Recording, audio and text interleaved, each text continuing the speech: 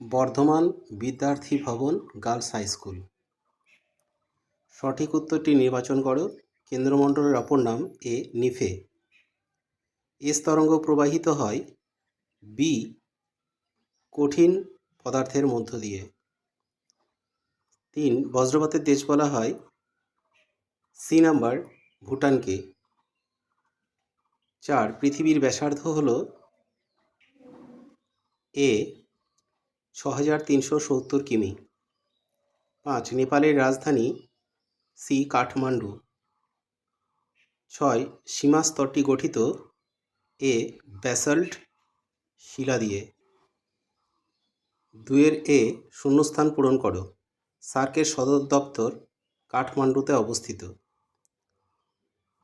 2 ভূত্বক ও গুরুমণ্ডলের মাঝে মোহরোফিসিক বিযুক্ত রেখা অবস্থিত।